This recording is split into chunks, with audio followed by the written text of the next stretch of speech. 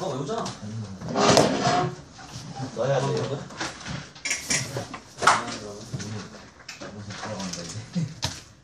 뭐하냐? 뭐 어휘 문화 이런 거 하다가 모르는 거 있으면 물어보세요. 보셔도 돼요. 사자성어 시험 안 보지? 네. 그것만 보지. 부유어랑 뭐? 속담이랑 거지. 중요한 것들만 하는 거니까 그런 것들을 좀 외워야 되니까 지금 외우기 싫은 거야. 네, 일단 뭐야 이거? 타로 아둔? 스타를 누가 스타 좀 해? 이거 누가 썼어? 스타 해봤어? 사주적이네 사주적. 네, 여기까지 일단은 아까 했었죠. 이건 이제 지우고 소설을 할 거예요. 이제 소설 들어갈 겁니다. 우리가 화요일 날 이제 시를 어떻게 읽을 것인가, 평가원에서는 시를 어떻게 내며 우리는 그걸 어떻게 읽어야 되는가 이런 얘기를 했다면 오늘은 이제 소설의 첫날입니다. 그래서 소설을 어떻게 읽어야 되는가 이거에 대해 좀 얘기할게요. 페이지 수로는 217쪽, 그죠? 217쪽 펴보시고요. 그 옆에 보면 여백이 있잖아. 그 여백에다가 간단하게 좀 적어볼게. 좀 적어줘. 적을 게 많지 않습니다.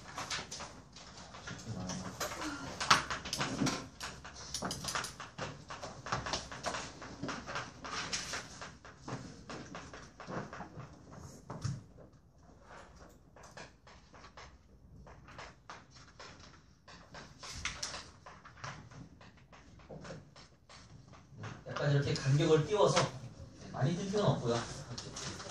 조금만 띄워서 간단하게 조금 적을 거니까 일단 저렇게만 좀 적어두시고요.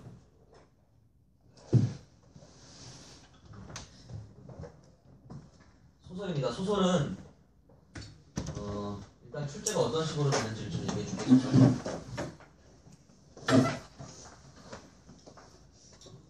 좀 깁니다. 일단 기본적으로 비문학이 길어지기 전부터 소설은 좀 길었어 원래. 소설은 좀 길게 나오죠. 네, 짧게 나오진 않습니다. 근데 중요한 거는 비문학보다 읽기가 훨씬 수월해요. 그죠? 훨씬 수월해. 너네가 이제 80분 동안 모의고사를 아직 안 봐봤지, 그치? 아직 경험 못 해봤지? 이제 해보면 아는데, 뭐 여기서 시험을 80분을 보진 않았을 것 같아. 근데 한번 경험해보면 아는데, 타이트합니다. 되게 타이트하고 풀다가 어떤 생각이 드냐면, 아, 힘들어 죽겠다. 이런 생각이 드는데, 이 소설이 딱 들어오잖아? 그럼 약간, 좀 쉬어가는 타이밍. 이런 느낌이 들어.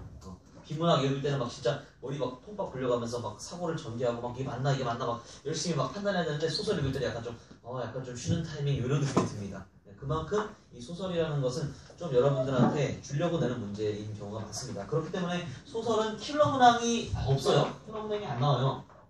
킬러 문항이 없습니다. 킬러 문항이 뭐 이번에 31번 문제처럼 그렇게 사람 미치도록 만드는 문제는 절대 나올 수가 없습니다. 문학의 특성상 그래요. 비문학에서 항상 우리가 킬러 문항을 잘 맞춰야 된다. 그래야 등급을 가질 수 있다는 얘기죠. 그렇죠? 등급을 만드는 건 비문학이고 문학에서는 고3들한테도 그렇게 얘기합니다. 문학에서는 다 맞아야 된다. 틀리지 않는 게 목적이고요. 독서에서는 최대한 실수 혹은 감점을 줄이는 게 목표죠. 그렇죠? 그러니까 문학 같은 경우는 이제 쉬어가는 편입니다. 근데 소설은 조금 이제 어려워질 수 있는 방법이 있습니다. 그러니까 되게 비문학에 비해서는 당연히 쉬운 편인데 어려워질 수 있는 방법이 딱 이겁니다. 숨기는 겁니다. 힌트를 숨기는 거야. 예를 들어서 이거야. 너희들 소설 읽어봤으면 알겠지만, 소설 지문들 읽어봤으면 알겠지만, 처음부터 내용을 주는 것이 있습니다. 줄거리 같은 거 딱 줘. 그럼 딱 읽었을 때, 너무 쉬운데? 내용 편한데? 이러면서, 대충 어떤 내용이나 금방금방 알고 캐치해가지고, 힌트 다 찾아가지고, 그냥 그대로 풉니다. 그게 이제 가장 쉬운 것이고요. 좀 어려워지면 어떻게 되냐면, 이제 갑자기 딱 읽을 때부터 줄거리 그런 거 없고요. 갑자기 어떤 이상한 상황이 딱 등장해. 갑자기 어떤 대화가 등장해. 야, 이놈아, 너 뭐 왜 그래?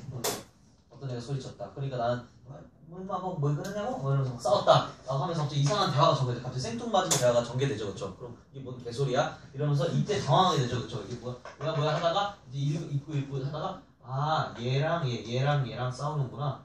왜 싸웠냐면 요런 이유 때문이구나. 그래가지고 나중에는 하다가 어떤 사람을 말리네. 그러다가 그래서 파이하네.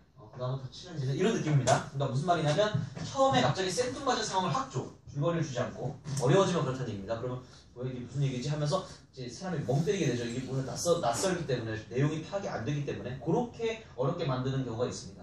그러니까 힌트를 자꾸 숨겨놓는 거지. 그래서 우리가 읽어내야 될 방향은 소설은 숨은 힌트를 자꾸 찾아가는 과정이다 이렇게 얘기를 하겠어요.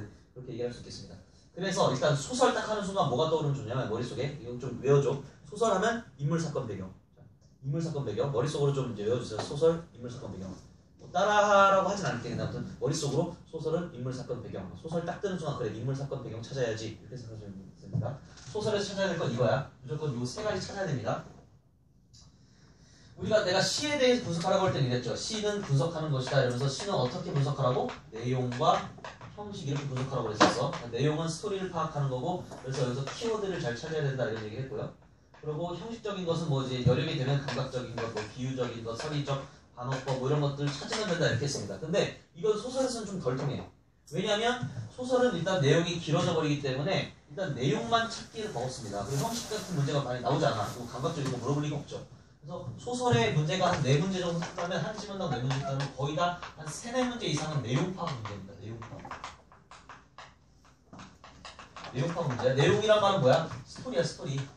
너 이 이야기 잘 이해하고 있니? 그런 겁니다. 그걸 물어봐요. 4문제 중에 거의 3문제 이상입니다. 4문제 중에 3개 이상입니다. 3개 이상. 진짜 정말 어떨 때는 4문제 다 그냥 내용 물어보는 문제이기도 해. 뭐 보기를 막 주거나 뭐 그래도 다 결론적으로 보면 내용 물어봅니다. 그렇기 때문에 우리는 내용을 열심히 파악해야 돼. 시는 내용과 형식을 멀티태스킹 해야 되지만 소설은 내용을 잘 파악해야 되는데 내용 파악하기 위해서 저희 3가지인데요. 그 중에 이 2가지가 더 중요합니다. 지금. 왜냐면 배경은 막 우리가 막 의도적으로 막 찾으려고 할 필요는 없어. 그냥 있다 보면 이거 일제강점기네. 이거 6.25 때네.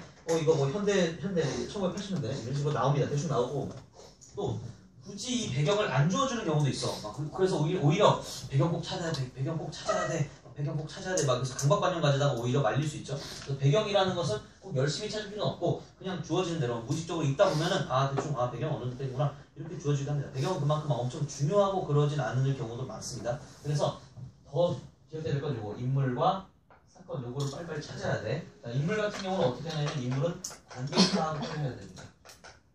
특히 이건 주로 고전 소설에서 많이 이제 나오는 건데요. 인물 관계를 빨리빨리 파악해야 돼요. 현대 소설 같은 경우는 인물이 거의 안 나오죠. 주인공 한 명에다가 뭐 주변 인물, 나쁜 사람 한두 명, 뭐 이 정도 나와요. 많이 안 나와요. 근데 고전 소설은 엄청나게 많이 나옵니다. 여러분들 삼국지라는 소설 읽어봤죠? 삼국지? 몇 명인지 셀 수도 없지, 그치?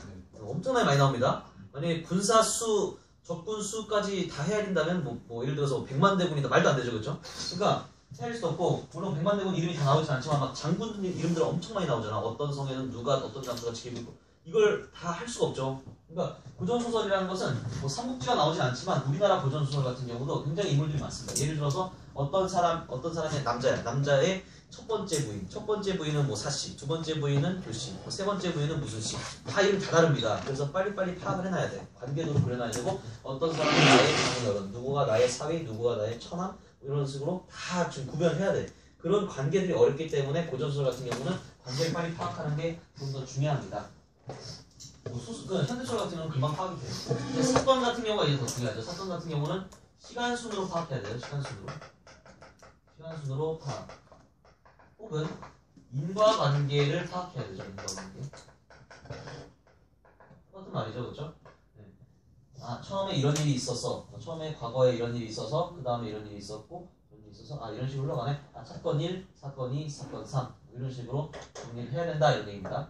시간순으로 그냥 보통 웬만한 소설은 다 시간순으로 돼 있죠. 그런데 예를 들어서 역순행적으로 되어 있다. 뭐 처음에 현재에 있다가 갑자기 과거로 갔다가 다시 현재로 왔다가 이렇게 과거를 회상하는 그런 내용이 있다. 그런 경우에는 시간순 파악이 좀 더 중요하겠죠. 인과관계라는 말은 이는 원인이란 말이고 이거는 결과란 말이지. 원인과 결과. 그래서 소설을 읽을 때 이런 원인이 있어서 얘가 이렇게 결과가 됐구나. 그래서 이 결과가 또 다른 하나의 원인이 되어서 또 어떤 결과를 또 초래하는구나. 이런 식으로 사건 하나하나를 긴밀하게 마치 그 사슬 엮듯이 다 이렇게 잘 연결해야 됩니다. 물론 지금 이렇게 쓸 시간 없어요. 여러분들이 읽을 때 이걸 쓰라는 건 아니지. 이걸 쓰고 앉으실 시간 없지. 머릿속으로 파악하라는 얘기죠. 머릿속으로 파악할 때 뭘 파악해라? 인물이랑 사건, 두 가지 꼭 좀 파악하세요. 그래서 글을 읽을 때 인물 나오면 바로바로 똥을 치시고요. 누구 나오네? 바로 똥을 치시고요. 그 다음에 사건이 일어나면 사건 같은 경우 어떤 사건이 있었네? 그 다음에 어떤 사건이 있고 어떤 사건이 있고 이런 식으로 찾아가는 겁니다. 이렇게 지금 인물과 사건을 밑줄 친 것들이 결론적으로 다 모여서 키워드가 되는 거죠. 저는 계속 그걸 똑같이 얘기하고 있어요. 키워드를 찾는 것이다. 핵심 정보를 찾아야 된다. 소설의 핵심 정보는 바로 인물과 사건이다. 이렇게 얘기하는 겁니다. 그래서 인물 사건은 소설의 키워드이다. 소설의 핵심 정보이다. 이렇게 얘기하면 되겠죠. 그래서 그렇게 읽어가시면 되고요. 지금 당장은 이게 무슨 소리야 이럴 수도 있는데 이건 좀 이따가 문제를 한번 풀어보도록 할게요. 이해가 될 거야. 오늘 이제 개념은 좀 나갈게. 개념 217쪽 볼게요. 217쪽. 217쪽 보시면 하나 안 했다 지금. 여기 숨은 힌트 찾기인데 힌트 중에 하나 되게 중요한 힌트가 있어. 줄거리 주면 다 준 거야 얘들아. 줄거리는 진짜 중요합니다. 줄거리를 아주 중요하게 여기세요. 줄거리. 왜냐면 줄거리는 한 3줄 혹은 4줄 정도로 이루어져 있는데 줄거리에 다 줍니다. 뭘 줘? 요약해서 내용 다 줍니다. 그래서 줄거리를 줄거리 주면 땡큐야. 줄거리 주면 땡큐 이러면서 읽어야 돼. 그래서 아까도 내가 잠깐 얘기했지만 소설인 경우는 가장 쉬울 때가 맨 위에 앞부분에 줄거리가 나올 때입니다. 앞부분에 줄거리 나올 때가 가장 쉬운 거예요. 그럼 땡큐야. 그냥 숨겨준 힌트도 없다는 거죠. 앞부분부터 줄거리 딱 주면서 어떤 내용이구나 이렇게 합니다. 그래서 이 줄거리를 아주 잘 읽어야죠. 이거 다 읽으면 어떤 내용으로 전개가 될 것이며 어떤 일이 있었구나 다 알기 때문에 그 다음에 읽을 때는 편안하게 읽습니다. 근데 어려워지면 어떻게 되니? 고3, 고2, 고3 올라갈수록 앞부분 줄거리 안 주죠. 이거 안 줍니다. 고1 때는 줄 수도 있지만 고2, 고3 때 안 줍니다. 아예 안 주고 아까 말한 진짜 생뚱맞은 어떤 이상한 상황부터 줍니다. 그래서 당황하게 하니까 이럴 때는 계속 읽으면서 힌트가 어디 있을까? 힌트는 어쨌든 나오게 돼. 모든 사람 읽는 건 똑같아. 소설 이런 거 아는 이 소설을 모르는 이상 이거 뭐 안다 그러면 모르겠지만 모른다. 만약에 이 소설을 전혀 모른다 그러면 모두가 접한 건 똑같습니다. 이상하네? 어떡하지? 당황하지 말고 최대한 밑에 힌트를 찾아야 되는 거죠. 그렇죠? 분명히 힌트는 밑에 있다라는 겁니다. 이렇게 위에 생뚱맞은 상황이 나오면 이런 상황이 벌어진 이유를 밑에 얘기해 줄 것이다. 그런 겁니다. 누구나 다 똑같아요. 1등급인 사람도 처음에 이렇게 나오면 당황합니다. 다 당황하죠. 그렇지만 분명히 밑에 힌트가 있을 것이다 라는 걸 알기 때문에 잘 풀어나가는 거지. 아무튼 그래서 우리가 힌트를 찾을 때 줄거리는 특히 주면 땡큐인 거다. 중략 부분의 줄거리 같은 것도 무조건 꼼꼼하게 읽으세요. 중략 부분 줄거리는 진짜 집중 많이 해서 읽어야 돼. 아시겠죠? 저렇게 읽어나가면 되겠다. 기억하세요. 인물, 사건, 배경이다. 자, 중심인물, 주변인물부터 볼게요. 거기 보면 이제 그 표가 위에 표가 잘 정리되어 있어. 중요도, 대표적 성격, 역할, 성격 변화 맨 위에 보면, 그렇지? 211조 맨 위에. 거기 이렇게 있는데 일단 중심인물, 주변인물은 중심인물 옆에 주연 동그라미 치면 되고요. 주변인물은 조연 동그라미 치면 됩니다. 너무 쉽죠? 이건 TV에서도 막 이미 다 봤지. 주연, 조연 모르는 거 없죠. 중심인물, 주변인물 이런 말을 씁니다. 평가원에서는 모의고사에서 그것만 기억해 두시면 돼요. 주변인물은 조연, 중심인물은 주연. 저도 옛날에 연극을 했었어요. 연극을. 여기 국어 선생 하기 전에는 연극했었어. 연극했었는데 뭐냐면 대학교 이제 고대 들어가가지고 정말 나는 그 수험생 생활하면서 너무 연극을 하고 싶더라고. 연기를 너무 하고 싶어가지고 들어가자마자 이제 대학 동아리 여러분들 이제 대학교를 가시면 아직 먼 얘기죠. 여러분 먼 얘기인데 동아리 활동을 합니다. 동아리 활동을 하는데 그 학생회관이라는 데가 있어. 그 중앙 동아리는 동아리인데 중앙 동아리를 들어가야 되더라. 알겠지? 각 과별로 있는 동아리가 있는데 각 과별로 있는 동아리는 좀 조그맣죠. 중앙 동아리는 그야말로 모든 과 애들이 다 모이는 그런 동아리야. 거기서 이제 극예술 연구회라고 고려대학교에 이제 큰 연극 단체가 있습니다. 연극 이제 동아리가 있어요. 거기서 했었죠. 열심히 하고 막 진짜 주연도 많이 했어. 주연도 많이 하고 군대 가기 전에도 주연하고 군대 가기 전에는 뭐 인형의 집이라는 거 했었는데 굉장히 가부장적인 역할을 했습니다. 가부장적. 올려? 가부장적인 막 아내한테 이걸 밥이랑 차려왔어? 막 이러고 하는 그런 역할을 했었어. 쓰레기네. 내가 쓰레기인 건 아니죠. 내 역할이 쓰레기였던 거지 내가 쓰레기인 건 아니야. 아무튼 그랬고 군대 갔다 와서는 첫눈에 반한 썰. 첫눈에 반했다고? 쌤 그때 학교에서 첫눈에 반했다는 사람 있었잖아요. 제 아내? 제 아내요? 제 아내 그렇죠. 제 아내는 제가 이제 1학년 때 저랑 같은 이제 과였는데 여신이었죠. 넘사벽 약간 좀 넘사벽이었어. 넘사벽이었는데 지금 촬영하고 있는데 놀리는 거 아니야? 뭐라고? 아니 진짜 농사는 맞아요? 농사 맞아. 농사 맞습니다. 뭔 소리야? 송혜교 닮았습니다. 송혜교. 쌤 눈에만요? 아니면 진짜? 진짜로. 아니 아역배우 출신이라니까. 사진. 아역배우 출신입니다. 아역배우 출신. 근데 촬영하는 이름이 뭐였지? 아무튼 그래가지고 1학년 때는 이제 이제 여신이어가지고 이제 저기 제가 접근조차 못했죠. 접근조차 못하고 그냥 이제 친하게 지내려다 이제 군대 갔다 와서 이제 적극적으로 대시했죠. 군대 갔다 오니까 이제 남자답게 한번 대시해보자 해가지고 뺨 때렸어요. 생각이 어떻게 그런 적이 누가 이상하다. 어제 그런 방법 나 지금 문화 충격이야 지금. 뺨을 왜 때리지? 누군가 음료수나 그런 거 마음에 든다고 뺨을 왜 때려? 죄송하다. 그러면 안 돼. 마음에 든다고 그거 아니야? 잘못된 거야. 잘못된 사랑의 잘못된 표현이야. 잘못된 사랑 표현이야. 그랬던 거 같아요. 그러면 안 돼? 어? 그런 왜 그래? 누가 그런 방법을 제시해줬어요. 누가 그랬어? 이따 패면은 어떤 뭐 상남자 뭐 그런 거야? 무슨 뭐 물 뿌린 다음에 막 얘라 이렇게 뿌린 다음에 뭐 한 번에 물 줬다 뭐 그런 거 하려는 거야? 안 돼, 지성아. 지성아, 너 그런 거 잡혀갈 수 있어. 지성아, 절대 그러지 마. 알겠지? 위험한 발상이야, 굉장히. 안 했어. 그럼 마초 이런 거 안 위험해, 알겠지? 맞죠.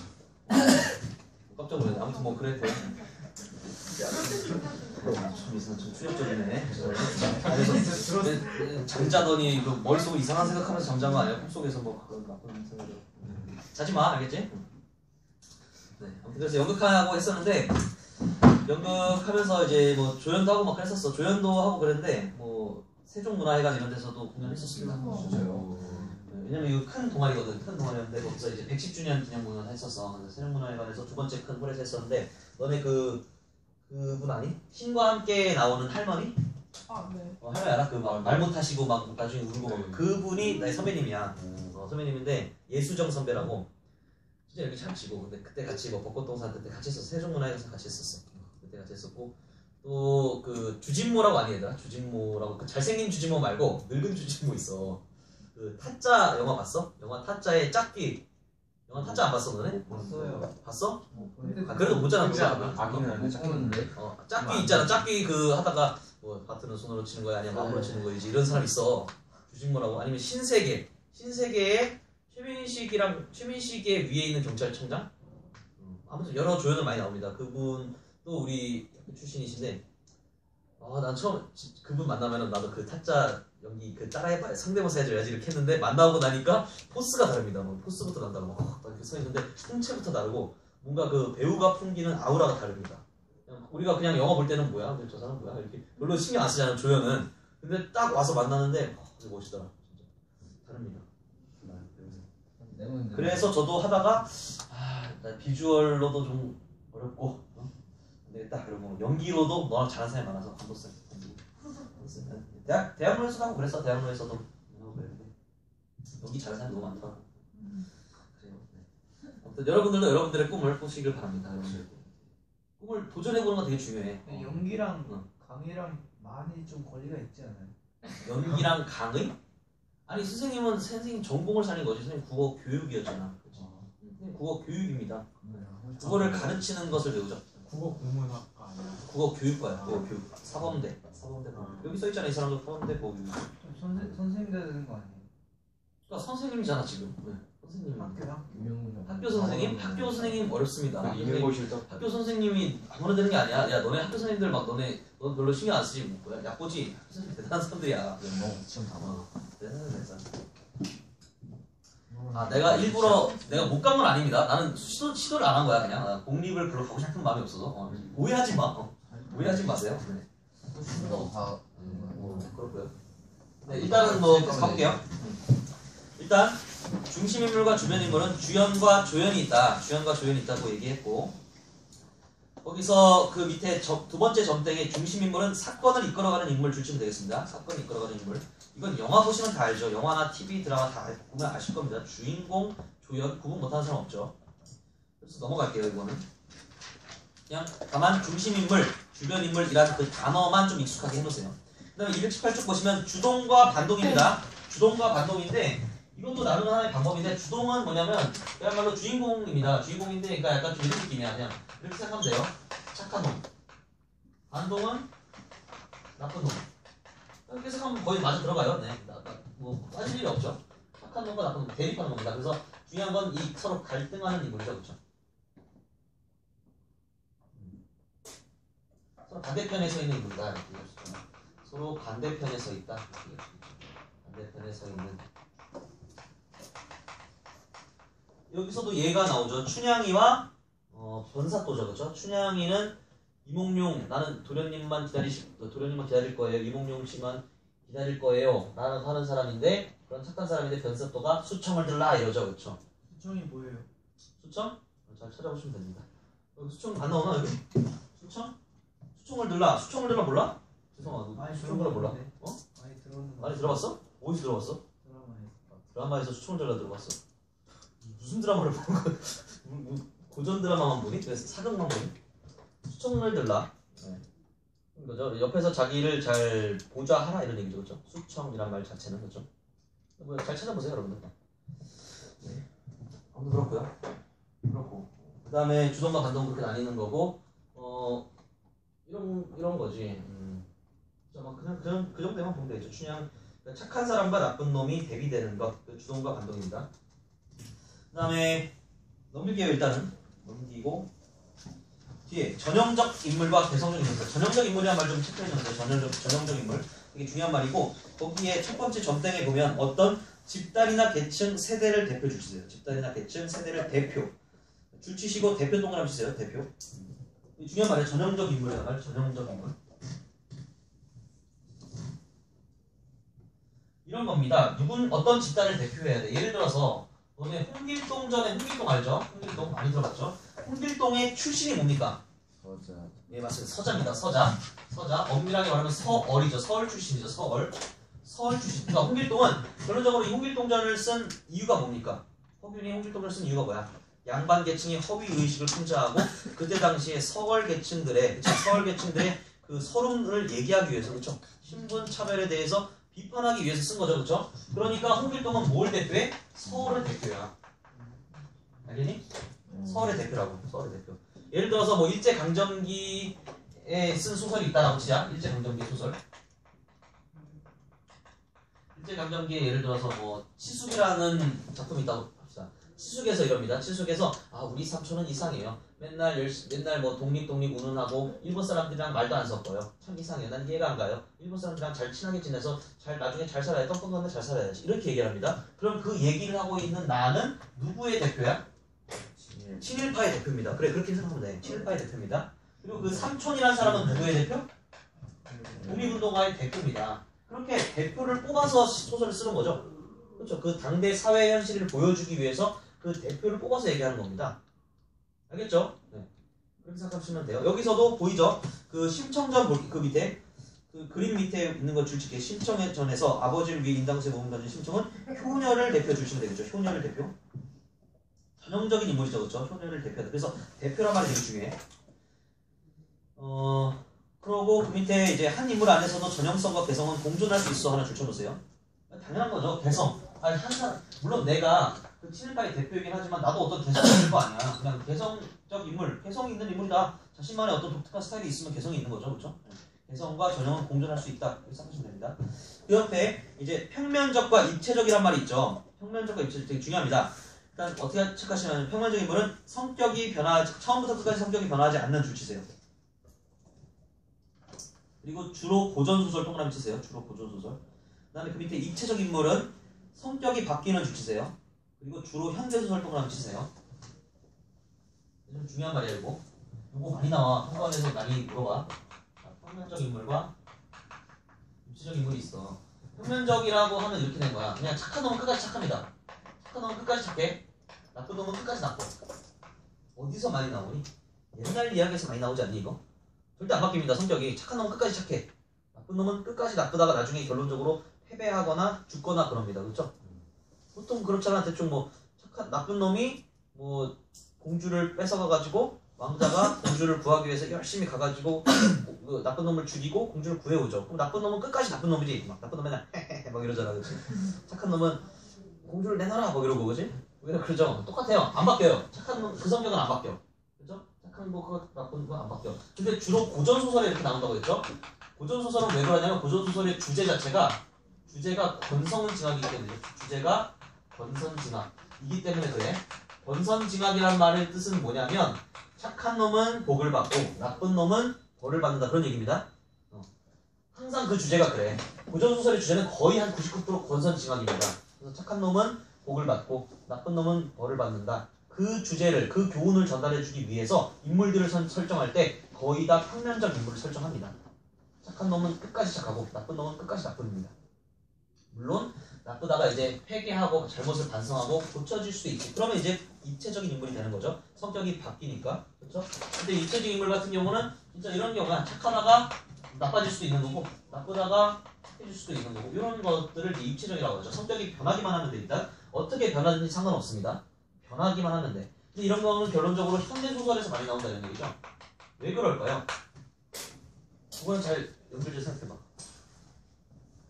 당연히 일단 생각할 수 있는 건 주제가 권선징악에서 이제 좀 바뀌었죠. 그렇죠?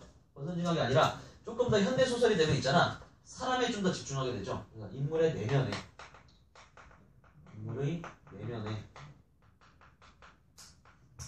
집중하거나 혹은 관심을 두게 되었기 때문이죠. 그렇죠? 그렇죠. 주제가 예전에는 권선징악 그야말로 그냥 교훈을 주기 위해서 이야기를 만들어내는 거죠. 그렇죠? 교훈을 주기 위해서 이야기를 만드는 거죠. 그런데 이제는 진짜 사람이란 무엇인가, 혹은 뭐 어떤 식으로 살아야 되는가, 막 철학적인 고민을 많이 하게 되고 인물 자체, 사람의 내면에는 뭐가 있을까 이러면서 내면 자체가 굉장히 복잡하잖아. 우리 착한 사람은 처음부터 끝까지 다 착한 건 아니잖아. 사실은 착한 사람도 나쁜 마음을 먹기도 하죠. 나쁜 마음을 진짜 행동하지 않아서 그냥 착해 보이는 거일 뿐이죠. 그렇죠? 그렇잖아. 나쁜 놈이라고 딱 단정지어 말할 수 없잖아. 어떤 사람이 야 넌 착한 놈이야 나쁜 놈이야 이렇게 말할 수 없잖아. 무자르듯이 자를 수 없죠. 그렇죠? 사람들의 생각이 많이 바뀌었죠. 사람 속에 참 많은 생각이 있구나. 참 많은 감정도 존재하는구나. 그렇기 때문에 어떤 한 사람을 착하다 나쁘다고 규정 지을 수 없다 라고 인식이 많이 발전한 것도 있죠. 그렇죠? 인식이 많이 발전한 겁니다. 예전에 비해서 사람들의 인식이 바뀌었어요. 인식이 발전했어요. 그래서 그렇게 좀 체크를 해주고요. 그러니까 거의 대부분 이래. 모든 게 다 맞아 들어가는 건 아니죠. 고전 소설에서도 입체적 인물이 있을 수 있고요. 현대 소설에서도 평면적 인물이 있을 수 있어요. 그런데 대부분 추세가 이렇다는 거야. 100% 이렇지 않습니다. 추세가 그렇다. 각각 소설에서 보면서 이제 찾아봐야 되는 거죠. 그리고요. 그랬으면은 이제 223쪽은 자, 223쪽 가보세요. 223쪽 보면 그 위에 표가 있죠. 직접 제시, 간접 제시, 서술자의 설명 뭐 이렇게 되어 있죠. 그 표를 여러분들의 방식으로 좀 중요하다 이렇게 체크해 보세요. 여러분들이 중요하다 체크하는 방식이 있을 거 아니에요. 별표를 치든지 아니면 뭐 빨간펜을 하든지 형광펜을 하든지 하는 방법이 있죠. 그거를 좀 중요하다 표시해 주세요. 오늘은 설명 안 할게요. 오늘은 설명이 너무 길어질 것 같아서 요거는 설명 안 하고요. 다음 시간에 할게요. 이건 되게 중요하기 때문에 좀 길게 얘기를 해야 돼. 그리고 어디를 보시냐면요. 240쪽인가?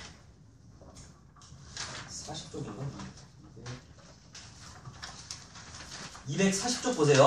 자, 일어나시고 240쪽 보세요. 240쪽 중요합니다. 좀 240쪽 볼게요. 240쪽에 거기에 갈등의 유형 그 맨 위에 있는 표를 좀 별표 치세요. 내적 갈등과 외적 갈등이 있습니다. 옆에 여백이 있으면 좀 적어도 좋아요. 내적 갈등이 있고 우리가 이 소설에서는 갈등이라는 말을 되게 중요시합니다. 그래서 이걸 잘 구분해야 돼. 내적 갈등과 외적 갈등이라는 말이 있어. 당장 내시대도 나와 이거. 고1 내시대도 이거 뜹니다. 내적 갈등, 외적 갈등 이거 구분해야 돼. 일단 내적 갈등은 꼭 기억하세요. 내적 갈등은 그야말로 내 마음속에서 일어나는 겁니다. 그래서 가장 많이 우리가 볼 수 있는 천사와 악마죠. 땅바닥에 5만원짜리가 떨어져 있어.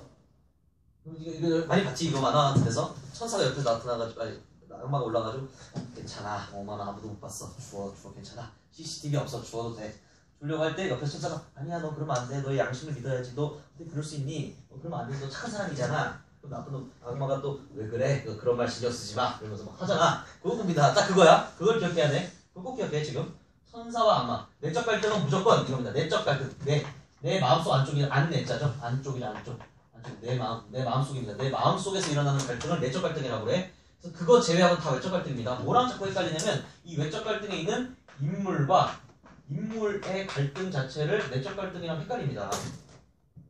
왜 헷갈리는지 잘 모르겠는데 아무튼 인물과 인물 그러니까 사람 둘이 저기서 다투고 있어. 쟤랑 둘이 다투고 있는 그게 갈등이죠. 내가 이 사람이랑 싸운다. 그게 갈등입니다. 왜냐면 이건 내면을 벗어났죠. 내 마음속을 벗어난 거죠. 외적 갈등이죠. 나와 저 인물, 나랑 둘이서 야, 너 왜 그랬어 나한테? 뭔 말 하면서 싸우는 거죠. 그건 갈등입니다. 인물과 인물 간의 갈등. 뭐 찬성과 반대로 나뉘어서 토론하는 것도 인물과 인물의 갈등이죠, 당연히. 그렇죠? 나는 찬성해, 얘는 반대야. 그럼 서로 싸우는 거. 갈등이죠. 그리고 갈등 간에 또 인물과 사회의 갈등이 있을 수 있죠. 인물과 사회의 갈등이 있을 수 있고요. 운명의 갈등이 있을 수 있고요. 그 다음에 자연 간의 갈등이 있을 수 있고. 지금 앞에 건 다 똑같은 거죠. 인물과 사회, 인물과 운명, 인물과 자연.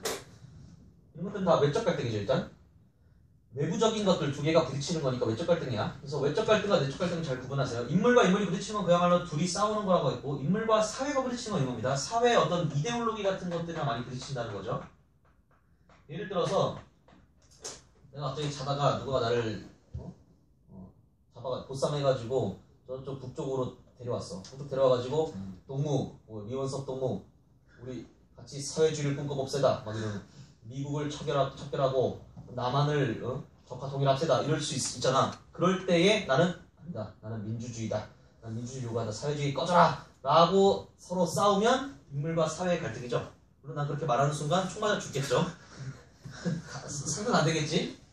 근데 아무튼 이제 인물과 사회, 나는 너의 이념, 민주주의 혹은 뭐 사회주의 그런 갈등이 있을 수 있죠. 그런 것들을 얘기할 수 있고요. 운명은 여기에 이제 너의 뒤에 읽어봐. 이거 지금 같이 읽을 시간 없어서. 운명 같은 경우는 그 역마살 가지고 운명이랑 대응하는 경우가 있습니다. 역마살. 역마살이란 말 들어봤니 얘들아?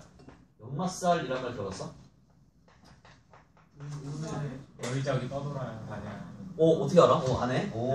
그 너네 이게 역마살이라는 게 뭐냐면 역마살은 이제 진짜 막 돌아다니 집에 앉아 있을 수 없는 거야. 너의 사주 자체가 집에 있을 수 없는 사주야. 그러니까 이민을 가야 되거나 아니면 해외로 많이 돌아다녀야 되거나 그래야 되는 이제 인생인 거지. 인생이 팔자가 정해져 있는 거지. 그런 팔자다라는 거죠. 그런 팔자랑 운명 대결하는 거지. 여기에 나오는 이제 김동리의 역마에 나오는 이 작품인데 거기 그 성기란 애가 나옵니다. 성기란 애가 자기는 역마살이 있어. 그래서 걔네 엄마가 얘 역마살이 있는 줄 알고 절로 보냅니다. 절에서 지내게 만들어. 왜냐면 어디 떠돌아다녀야 되는 신세니까 그러지 못하게 막으려고. 그 액을 없애려고 막 절에서 공양도 드리고 부처님한테 기도도 하고 그렇게 합니다. 근데 결론적으로 떠나게 돼. 운명과 갈등하는데 인물과 운명이 갈등하는 거죠. 그렇죠? 이 역마살이라는 운명과 나와 갈등하는 것. 인물과 자연의 갈등 이런 거죠. 뭐 예를 들어서 비가 막 폭우가 많이 쏟아져가지고 막 산사태가 났어. 산사태가 나가지고 사람들이 마을이 갇혀서 고립되었어. 근데 막 그 산사태를 막 최대한 저거 해가지고 이겨내려고 하는 것. 뭐 지진과 싸우는 것, 지진과 마을 사람들이 싸우는 것 이런 것들이 인물과 자연의 갈등이죠. 뭐 이런 겁니다. 그래서 이렇게 유형을 알고 있으면 되고 내적과 외적을 잘 구분할 수 있으면 돼. 알겠죠? 그래서 일단 여기까지 오늘은 하고요. 자, 이제 여러분들 지루하죠? 그러니까 여러분 문제를 풀어보면 아주 지루함이 떨어지겠죠? 자, 그래서 문제를 한번 풀어보고 거기에 관련해서 이제 오답하고 채점하고 맞추도록 하겠습니다. 네. 일어나시고요. 마지막 이제 얼마 나왔어요? 이것만 치우면 돼요.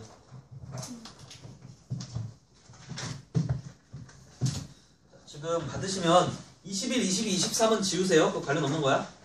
관련 없는 거고. 네. 그리고 뒤에 24, 25, 26 요 세 문제만 풀면 됩니다. 24, 25, 26 세 문제만 푸시면 돼요.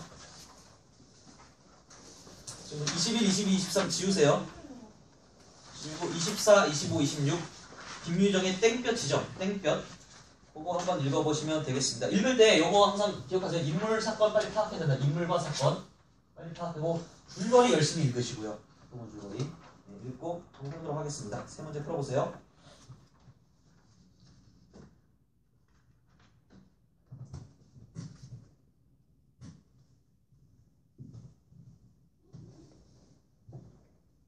참고로 여러분들이 지금 푸시고 계신 건 작년 2018학년도 6월 고1 모의고사입니다. 고1 모의고사 14번부터 26번이죠. 별로 어렵진 않을 거야. 사건 잘 파악해보시고 인물관계 잘 파악해보시고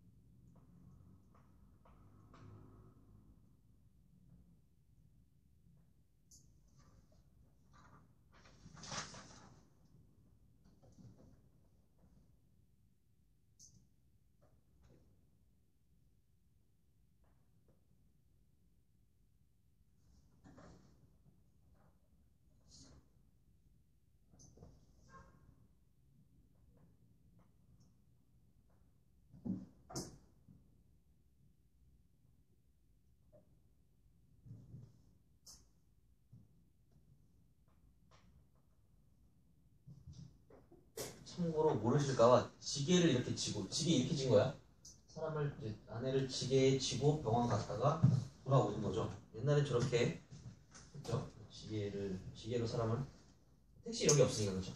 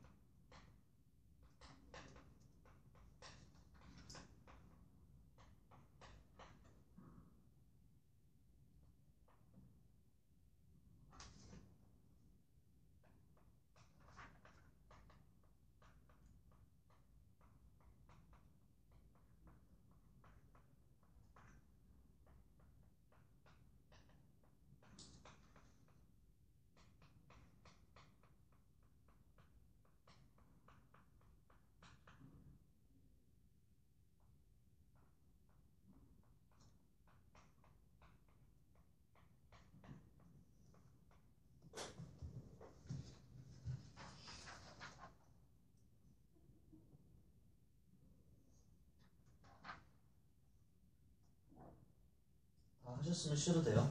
다 풀고 해야 돼. 다 풀어줘.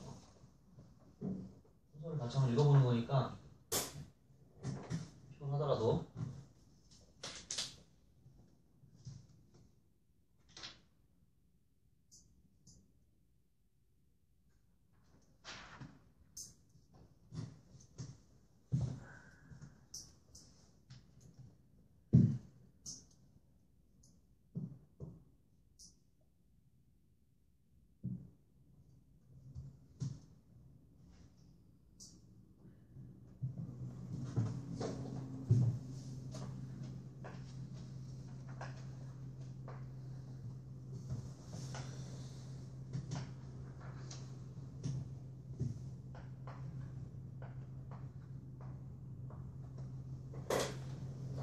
다 푸신 분들은 한번 이 칠판에 있는 요거 왼쪽 거는 인물 관계를 정리한 거고요.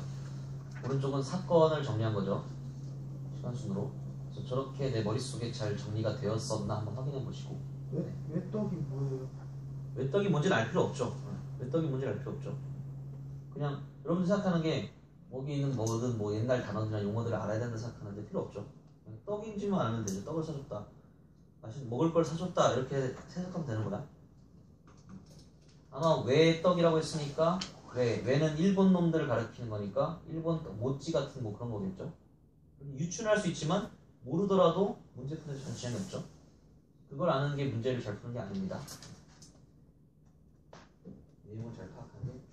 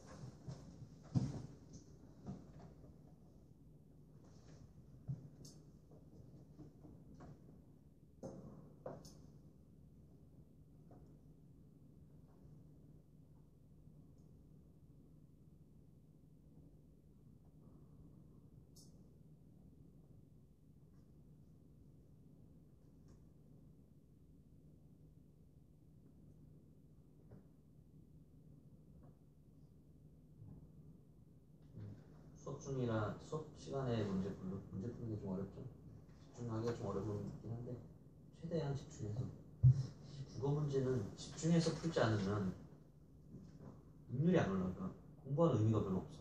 세워라 내워라 아니면 대충 보면서는 차라리 안 보는 게 낫죠. 그만큼 국어라는 과목 자체가 좀 그래요. 그래서 좀 그야말로 최대한 집중해서 하는 그 습관을 들였으면 좋겠어.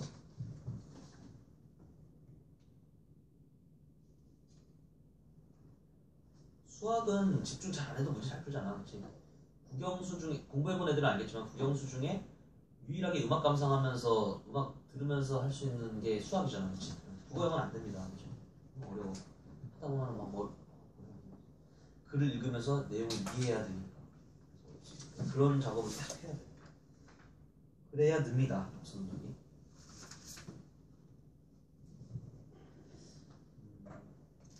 우선은 좀 물론 여러분들 공부할 때는 충분히 시간을 두고 시간 안 재고 풀라고 했어. 근데 지금은 이제 수업 시간이라서 이제 해보도록 할게요. 자, 일단 일어나시고요. 네, 마지막 채점하고 이제 오답하고 마칠게요. 좀 채점하기 전에 그럼 어땠니? 좀 슬프지 않니? 이걸 읽어보니까? 네. 이 문학이 가진 힘이죠. 내가 막 시는 감상하는 게 아니다, 막 분석하는 거다, 막 그랬잖아. 근데 사실은 문학이 가지고 있는 힘이 그런 거지. 사람의 마음을 물려주는 거. 그죠? 읽다 보면 나도 시는 별로 안 좋아했는데 옛날에 소설은 되게 좋아했었어. 소설은 막 열심히 읽었는데 소설 읽다 보면 막 감동이 오고 막 그럴 때도 있잖아. 진짜 읽다가 막 진짜 울 뻔한 적도 있었던 것 같아. 그게 문학이 가진 힘이죠. 아무튼 그런 거는 무시할 수 없다는 거죠. 계속 그러니까 문학이 한 영역을 차지하고 있죠, 국어에서. 채점할게요. 24번에 2번이고요. 25번에 3번, 26번에 4번입니다. 뭐 틀렸다면 26번이 좀 틀렸을 텐데 26번은 월급을 받을 수 없다는 사실. 이거 자체는 걔의 덕순의 무지함을 보여주는 거죠. 그렇죠? 무지함을 보여주는 거지 그게 비인간적이지 않죠. 만약에 병원 갔는데 월급 안 줬다고 비인간적이라고 한다면 이상한 거죠. 그렇죠? 네, 이상한 거지. 미친 거지. 대학병원 가서 빨리 월급 줘요. 월급 안 줬다고 비인간적이야. 이런 거잖아. 이상한 거죠. 네. 그런 거기 때문에 그렇고. 아무튼 그래서 이렇게 지금 이 읽어보라는 것은 이 문제를 잘 푸는 것도 중요하지만 이렇게 인물과 사건을 읽으면서 머릿속에 잘 파악할 수 있나. 그래서 인물에서는 이런 게 있었죠. 덕순이 당연히 누가 봐도 주인공이었고 동네 어른이 얘기하는 어떤 이상한 소리에 휘말려가지고 가면은 월급도 주고 병도 고쳐준다 라는 개소리를 듣고 가가지고 간호사한테 뭐 해달라고 하니까 돈도 많이 들고 월급 안 준다요. 그랬더니 무슨 소리 하시는 거예요? 이러고 이상한 피잔만 듣고 이제 돌아오죠. 아내는 뱃속에 아기가 죽었다고 그러고 수술을 안 하면 아내도 죽는데. 근데 너무 슬픈 상황이죠. 수술을 못하는 그런 상황이니까 돈이 없으니까. 그래서 데려오면서 이제 거의 뭐 아내와 이제 거의 생이별을 하는 상황이 된 거죠. 그러니까 아내 입장에서도 내가 이제 곧 죽는구나. 덕순 입장에서도 내 아내가 죽는구나. 내가 아내가 이렇게 될 동안 뭐 했는가. 아내가 너무 불쌍하다. 난 무능한 남편이야. 그래서 자신의 어떤 복잡한 감정이 막 나오니까 그게 뭐로 표현돼요? 냉수 사주죠. 그리고 외떡 사주. 원래 안 사주던 걸 사주는 거잖아. 원래 무슨 돈으로 사준 거야? 지 담배값으로 사준 거죠. 담배값으로 사준 거야. 그만큼 덕순이 그만큼 미안함을 느꼈다 이런 얘기다. 거의 이런 건 이런 느낌 아니니? 외떡 사주는 거 이런 거죠. 그 사형수가 사형 집행 당하기 전에 간부가 뭐 먹고 싶어 이러잖아. 마지막 먹는 그런 느낌이죠. 약간 그런 느낌이지. 뭐 먹고 싶어? 뭐 저는 국밥을 먹고 싶습니다. 뭐 먹고 싶어? 피자 먹고 싶습니다. 뭐 이런 식으로.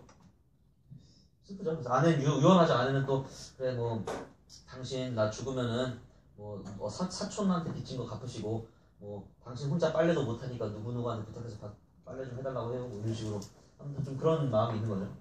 그런 짠해지는 그런 게 있다. 네, 그래서 여기까지 일단 하고요. 네, 오늘은 소설을 처음 한번 맛을 봤습니다.